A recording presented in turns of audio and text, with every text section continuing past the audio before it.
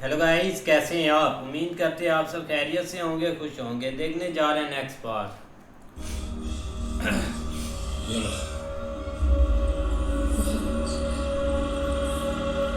लगता है राजा साहब का भी आखिरी टाइम आ गया। उस पर तरस खा लियो।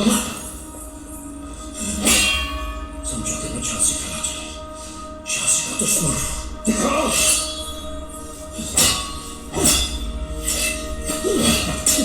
झांसी का दुश्मन होगा तो आज तक तुम्हारा गला काट चुका होता। लड़ा मत।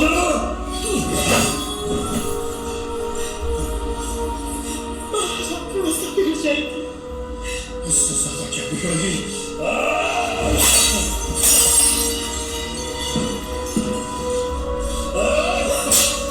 लक्ष्मी,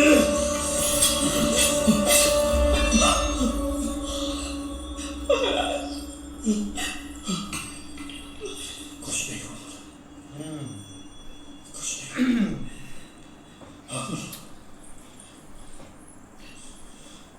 तुम्हारा बार बार पूछने का मन किया होगा कि मैं अपने हाथों में चूड़ियां क्यों पहनता हूं, और इस विषय पर तुमने मान लेने को ही प्राथमिकता दी।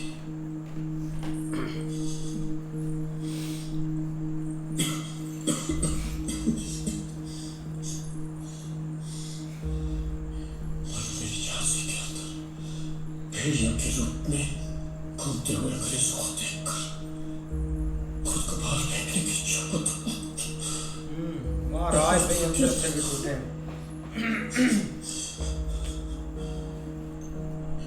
इस बात का स्मरण करवाने के लिए ही पहनता था मैं चूड़ी। पर आज तुमने मेरे हाथों की बेड़ियों को तोड़ दिया। ऐसे ही झांसी को लगी हुई हथकड़ियों को भी तोड़ दो मरना। मैं चाहता हूं कि तुम वही मणि करने का बनो जिसे मैंने उड़ते हुए देखा था मनो। तुम वही मणि करने का बनोगे ना?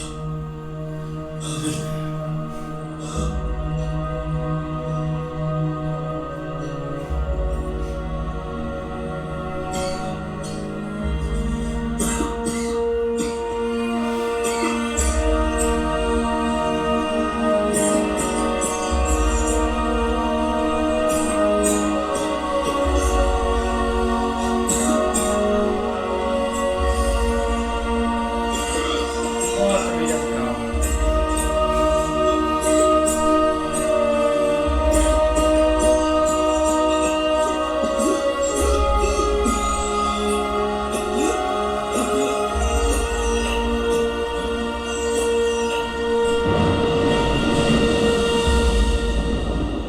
राजा साहब का टाइम खत्म हो गया। तुम वही मणि करने का बनोगे ना जिसे मैंने उड़ते हुए देखा था।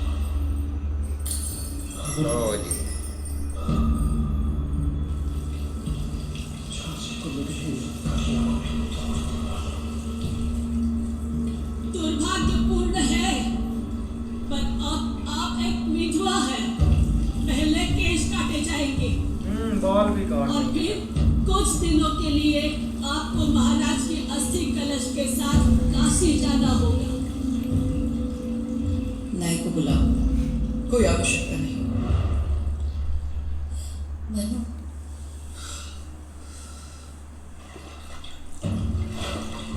क्या कर रही हो लक्ष्मी? यही रिवाज है, एक विधवा का जीवन अलग होता है। वही जीवन होगा अब आपका। इस वक्त वो नहीं होगा। मेरा धर्म क्या है राजमाता? ये बहस का विषय नहीं है। क्षमा करें राजमाता, आप मुझे समझे नहीं। विवाह के दिन एक रस्म निभाई थी, आज कर्तव्य निभाना है। अनर्थ कर रही हैं आप। ध्यान रहे राजमाता, आप झांसी की रानी से बात कर रही हैं। लक्ष्मी विधवा हुई है, मेरी झांसी अब भी सुहागन है। काशी तत्काल दरबार बुलाया जाए। शायद ये देखने से पहले मुझे खुद काशी चले जाना चाहिए। वही उचित रहेगा। हाँ, आप राजमाता चली की सुख जाए। यात्रा की तत्काल तैयारी की जाए। राजमाता को उधर भेज दो।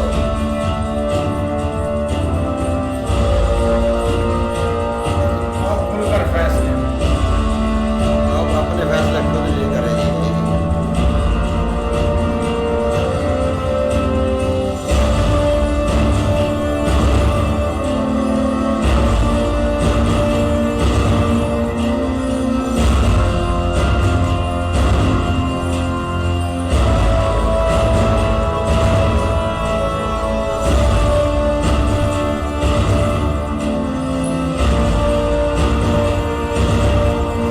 बुंदेलखंड धराधनेश्वरी महारानी लक्ष्मीबाई युवराज बबर श्री दामोदर राव के साथ पधार रही हैं। महारानी जी, आप ये क्या करेंगे?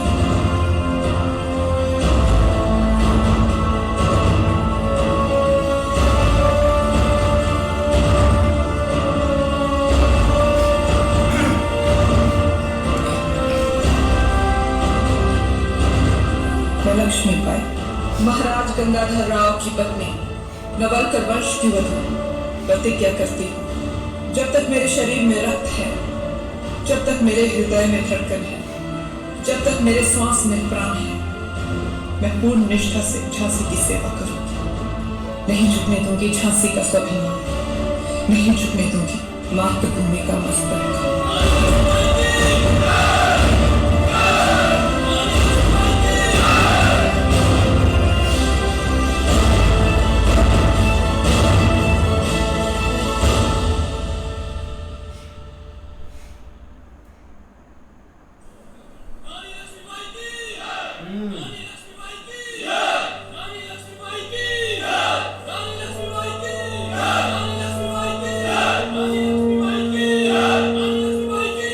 दीक्षित जी, गोपाल जी को बुलाएं। दिवंगत महाराज के लिए गए इस निर्णय से मैं स्वयं कंपनी के गवर्नर जनरल साहब को अवगत कराऊंगी। डियर मेंबर्स ऑफ पार्लियामेंट, हमें यकीन है कि ब्रिटिश संसद हमारी स्थिति को समझेगा और दिवंगत महाराज गंगाधर राव का मान रखेगा। खात गोरे को गया भाई। I'd always heard Indian women go straight to Kashi when they become ladies. This one has sat herself down on a bloody throne. Bloody Two throne? of one of the richest states in the land. We have to put her in her place. क्यों अपना गर्दन Good उड़वानी है? emboldened people. जला दो, ऐसे ही उसने sir काटने हैं।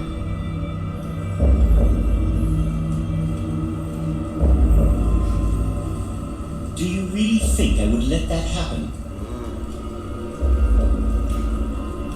Very fitting.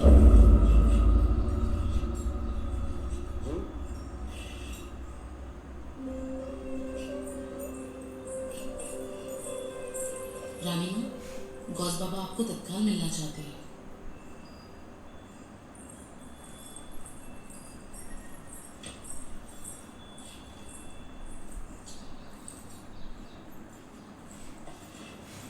गौस बाबा, कंपनी से ये जवाब आया है।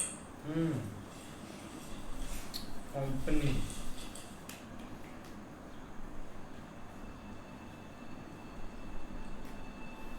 कंपनी नहीं मानी आपका। अन्याय से न्याय की उम्मीद कर रही थी आप, और हम सोचते थे कि आप तो एक वीरांगना हैं, तलवार की भाषा समझती हैं, ललकार की भाषा समझती हैं, दुश्मनों के हर चाल का जवाब है आपके पास। लेकिन आप तो अपने स्वर्गवासी पति की भाषा बोल रही हैं। गवर्नर से खत लिखकर गुजारिश की आपने उस अंग्रेज से जो हिंदुस्तान का सबसे बड़ा दुश्मन है। हमारे पास कितने सैनिक हैं गौस बाबा? घुड़सवारों को मिलाकर 2526 और अंग्रेजों के पास? ज्यादा से ज्यादा 40,000। हमारे पास कितनी तोपें हैं? 25 तोपें। और उनके पास? 80 से ज्यादा। और अब हमारे पड़ोसी राज्य ऊर्जा और तथिया भी उनके साथ है। मैं आपका क्रोध समझती हूँ। अन्याय के खिलाफ आवाज उठाते वक्त ये हिसाब किताब याद नहीं रहता। वो लड़ रहे हैं ताकि हम पर राज कर सकें। हम लड़ रहे हैं ताकि खुद पर नाज कर सकें। मातृभूमि पे शहीद होने का मन करता है गौस बाबा। मगर स्वतंत्र भारत का उगता हुआ सूरज अपनी आंखों से देखने का मन और ज्यादा करता है। बिल्कुल यार, अब महारानी को ना खुद ही आगे आना पड़ा है। ये तो उन्होंने सोचा था कि महाराज मर जाएंगे तो उनको काशी चले जाना पड़ेगा, तो इधर सब कुछ है ना एक अकेला हो जाएगा, तो वो एक राज करेंगे। लेकिन अभी आगे वो खुद खुल कर आ गई हैं। नहीं ऐसा ही है यार, जैसे लोग एक गुलामी में रह रहे हैं ना, तो वो इनसे भी मतलब कि यही चाहते हैं कि जो हमारे पहले से रूल्स चलते आ रहे हैं उनको फॉलो करते हैं, चाहे रानी भी हैं। लेकिन उन्होंने सारी चीज़ों को भाई पीछे रख कर एक अपने आप मतलब कि खड़ा होने की कोशिश की है, लेकिन तरीके से आप लड़ेंगी। भाई वही बात है ना, जैसे वो जहाँ उनको कह रहे थे कि आप काशी चले जाएं अस्थियाँ लेके महाराज की, वो भाई नहीं गई। उन्होंने कहा कि राज्यसभा बुलाए, जो राज्यसभा में उन्होंने जो चीज़ें थी वो सारी की हैं। वहाँ पे सब हैरान हो गए कि ये महारानी यहाँ पे कैसे आ गई, इनको तो वहाँ पे जाना पड़ेगा। जो वो गात लगा के बैठे हैं ना कि महारानी जब भी जाएंगी हम पीछे से अपना जो काम है वो कर लेंगे, भाई कुछ भी नहीं होगा, वो यहाँ से ना जाएंगी और ना आपको जीतने देंगी। भाई राजा साहब ने आखिरी वक्त में ना रानी साहब ऐसे जंग की है, लेकिन उन्होंने एंड पर भी उनको बता दिया था कि जैसे मैंने ये सारी ज़िंदगी अंग्रेज़ों की दी हुई चूड़ियाँ पहनी है ना, ये आपने मेरी चूड़ियाँ तो उतार दी हैं, लेकिन आपने भाई उनके सामने सर नहीं झुकाना, आपने इधर अपना यहाँ की हिफाजत करनी है। तो भाई उन्होंने जैसे ही राजा साहब बहुत हुए थे, लेकिन भाई उनकी वो जो राजमाता जो है उसने बोल दिया कि इनका नाई को बुलाओ, भाई इनका सारम जो है वो टेंड कर देते हैं। तो ज़ाहिर बात है भाई उसने बोला कि इस चीज़ की कोई ज़रूरत नहीं है, लेकिन राजमाता को उन्होंने बोल दिया कि आप जहाँ से जा सकती हैं, आपको कोई ज़रूरत नहीं है। लेकिन उन्होंने भाई अंग्रेज़ को खत तो लिखा था, लेकिन अंग्रेज़ ने भाई अपने गुस्से में आकर उस खत को तो जला दिया। लेकिन उन्होंने भाई वापस खत लिखा है कि हमें आपकी कोई शर्त नहीं माननी।